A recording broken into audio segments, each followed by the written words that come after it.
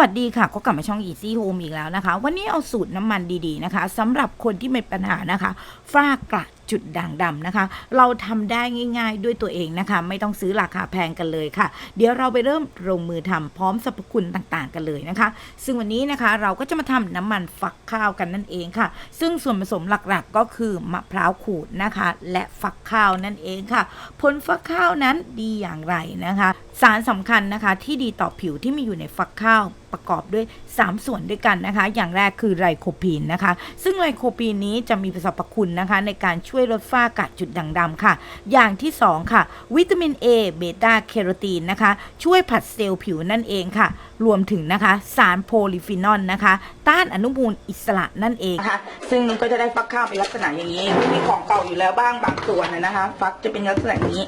นะคะเราก็ผ่าวิธีการนะคะก็ใช้มีดคมๆหน่อยนึงนะคะผ่าค่ะควักเฉพาะด้านในของฟักข้าวออกมานะคะแล้วเราถึงจะไปทำกันนะคะข้าวด้านในก็จะเป็นสีแดงสดเลยนะคะซึ่งเราต้องเอาสีเหลืองออกนะ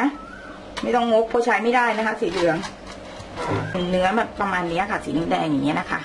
เราก็ตัดนะคะเดี๋ยวเราก็จะไปทำกันนะคะโดยที่เราจะต้องเตรียมมะพร้าวก่อนนะคะในขั้นแรกมะพร้าวค่ะน้ำมันมะพร้าวสกัดเคี่ยวได้อย่างไรและเพิ่มความชุ่มชื่นได้อย่างไรนะคะจากการศึกษาเพิ่มนะคะข้อดีของน้ำมันมะพร้าวมีเยอะมากค่ะแต่เนื่องจากความจำกัดในทางวิทยาศาสตร์เนี่ยมันก็คือฟังดูไกลตัวเอาง่ายๆเลยนะคะคือน้ำมันมะพร้าวเนี่ยมีวิตามินอีสูงกรดลอริกสูงกรดคาปิกสูงและกรดคาปิลิกสูงนะคะช่วยรักษาความชุ่มชื่นพูดง่ายๆล็อกความชุ่มชื่นไม่ให้โดนทำลายโดยอากาศเย็นหรือมลภาวะต่างๆนะคะและที่สำคัญค่ะลดอาการผื่นคันต่างๆนะคะและป้องกันผิวเสียจากแสงแดดป้องกันเชื้อราและแบคทีเรียค่ะแล้วนะคะมีสารต้านอนุมูลอิสระที่ช่วยปกป้องเซลล์ผิวให้แข็งแรงด้วยนะคะซึ่งอนุมูลอิสระนี่เพียงเราหายใจเฮือกเดียวก็เกิดได้นะคะซึ่งสาเหตุที่ทำให้ผิวเสื่อมสภาพแก่เร็วมีริ้วรอยมากขึ้นค่ะและทำให้ป่วยดังนั้นนะคะน้ำมันมะพร้าวที่อุดมไปด้วยอนุมูลอิสระจึงช่วยชะลอความชรานะคะมาทำในสูตรนี้ค่ะเพื่อบอกลาความเหี่ยวกันนะคะเราฟักจากการฟักข้าวเรียบร้อยแล้วนะคะก็คือเอาแต่ด้านในมาเรียบร้อยแล้วเราต้องต้มน้ำนะคะให้เป็นน้ำอุ่นเพื่อมาคั้นกะทินะคะข้าว1 กิโลกับน้ำกะทิ1 ลิตรนะคะซึ่งทีนี้เราจะต้องมาเอาน้ำฟักข้าวออกกันนะคะก็คือมันจะใช้วิธีอย่างนี้นะคะมันจะเห็นนะคะก็คือเราเอาเฉพาะตัวที่เป็นเมือกนะคะเอาไปเคี่ยวกับกะทิเอาแล้วช่วยนะคะก็จะพยายามทำให้แบบประมาณอาทิตย์ละคลิปอะไรอย่างเงี้ยเรื่อยๆนะ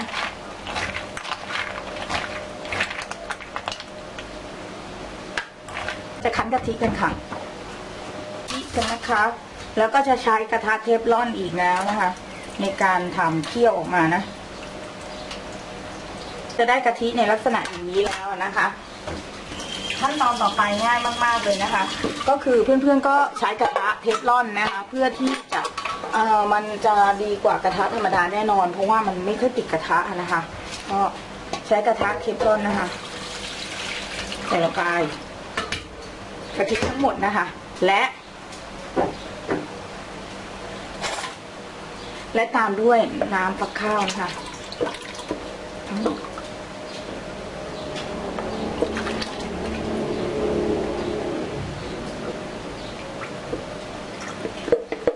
ก็จะได้น้ำในลักษณะอย่างนี้นะคะเดี๋ยวเราไปตั้งไฟนะคะโดยในช่วงแรกเนี่ยก่อนจะเดือดเนี่ยให้เราใส่ไฟสูงก่อนนะคะแล้วก็คนไปนะคะจนกว่ามันจะเป็นขี้มอดนะค่ะทีนี้นะคะเราก็จะตั้งไฟสูงไว้นะคะค่ะทีนี้นะคะมันก็เริ่มแบบยังไงดีมันก็เริ่มแบบค่ะทีนี้มันก็เริ่มเดือดนะเดี๋ยวเราจะต้องเคี่ยวนะคะจนเป็นขี้มอดเลยนะคะอีกนานแหละหนูก็จะทิ้งไว้อย่างเงี้ยเรื่อยๆนะคะจริงๆจะคนก็ได้หรือไม่คนก็ได้แต่ด้วยความที่มันเป็นกระทะเทฟลอนนะคะเพื่อนๆไม่ต้องคนเลยนะคะถ้าเป็นกระทะธรรมดาเพื่อนๆก็ต้องนั่งคนอย่างเงี้ยเป็นชั่วโมงเหตุผลที่ลูกเลือกใช้กระทะเทฟลอนคือเหตุผลนี้นะคะคือเราตั้งทิ้งได้พูดง่ายๆเดี๋ยวจะไว้อย่างเงี้ยนะคะค่ะก็ตอนนี้นะคะเราก็มันก็จะเริ่มเห็นขอบที่ชัดเจนขึ้นแล้วนะคะแล้วทีนี้นะคะเห็นป่ะคะ นี่นะคะ ก็เริ่มเห็นขอบแล้วนะแต่เราต้องไว้อีกนะคะมันเหมือนต้องให้เป็นขี้มอดแบบเป็นขี้มอดที่แบบนั่นเลยอะแห้งเลยนะคะซึ่งทีนี้เราก็ต้องคนไว้ตลอดเพราะไม่งั้นมันจะ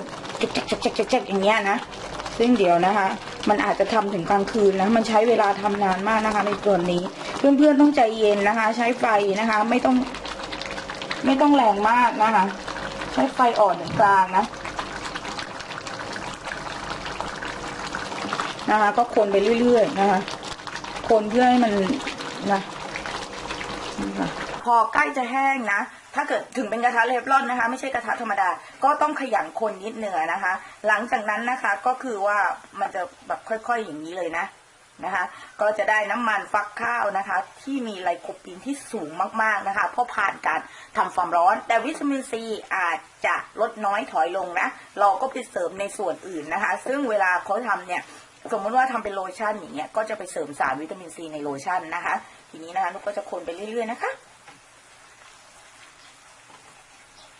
นี่เราก็จะได้แบบอย่างนี้แล้วนะคะจะเห็นได้ว่าฟักข้าวที่เรานะจะกลายเป็นสีดำๆอย่างนี้แล้วนะคะซึ่งทีนี้เราจะได้น้ำมันมาแล้วนะคะที่แสนแพงมากๆเลยนะคะไว้ทาหน้ากันนะคะเดี๋ยวนุกจะกรองน้ำมันให้เพื่อนๆดูกันนะคะว่ามันจะได้เยอะขนาดไหนนะซึ่งทีนี้นะคะนี่คือต้นของการผลิตน้ำมันนวดหน้านะคะสูตรป้องกันแสงแดดนะคะสู้ภัยแดดนะคะของนุกนะคะค่ะทีนี้นะคะเราก็จะตอกกรองน้ำมันฟักข้าวไว้นะคะ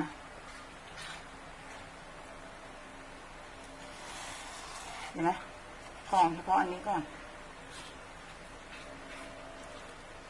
ส่วนไอ้ที่เหลือกากๆเนี่ยนะคะนุกก็จะตั้งไว้ให้มันเสด็จไปเรื่อยๆนะคะ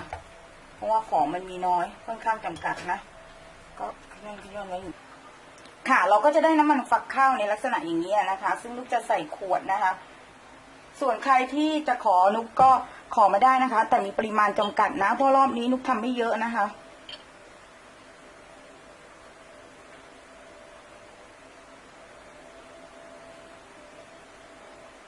ก็เสียดายแล้วเนี่ย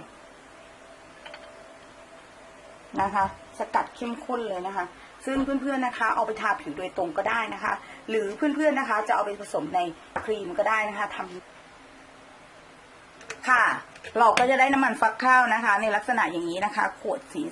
สีแดงๆอย่างเงี้ยนะคะซึ่งสามารถไปใส่ในครีมได้นะคะซึ่งมีไลโคปีนสูงนะคะซึ่งเราเห็นแล้วใช่ไหมคะว่าประโยชน์ของฟักข้าวและน้ำมันมะพร้าวมีเยอะมากๆนะคะลองไปทำกันค่ะและทำไม่ยากด้วยนะคะถ้าหาฟักข้าวได้นะสูตรวิธีการนี่ลองทานะคะไม่เป็นสีแดงไม่ทิ้งคราบแดงเลยนะคะแล้วก็ซึมสู่ผิวได้ดีมากๆเลยนะคะสำหรับคนเป็นฝ้าเป็นกระควรใช้สูตรนี้นะคะลองไปทำดูกันนะคะส่วนที่ใครจะคอมเมนต์ไว้นะแต่จะมีปริมาณจำกัดนะคะก็ถ้าเกิดหมดก็จะบอกว่าหมดนะคะเราก็จะทำในคลิปหน้านะคะส่วนแชมพูก็จะทำแจกในครั้งหน้านะคะจะแจกเยอะหน่อยสำหรับแชมพูนะคะส่วนน้ำมันฟักข้าวเนี่ยมันยังเหลือปริมาณที่ไม่เยอะนะคะสำหรับคลิปนี้นะคะนุกจากลาไปก่อนค่ะเจอกันใหม่คลิปหน้านะคะถ้าชอบคลิปนี้ฝากกดไลค์ให้กำลังใจช่อง Easy Home และทีมงานด้วยค่ะและอย่าลืมกดแชร์เพื่อบอกต่อสิ่งดีๆกับเพื่อนคุณนะคะและทำไม่ยากเพราะมันราคาแพงนะคะแล้วเราเจอกันใหม่คลิปหน้าคลิปนี้ลาไปก่อนค่ะสวัสดีค่ะ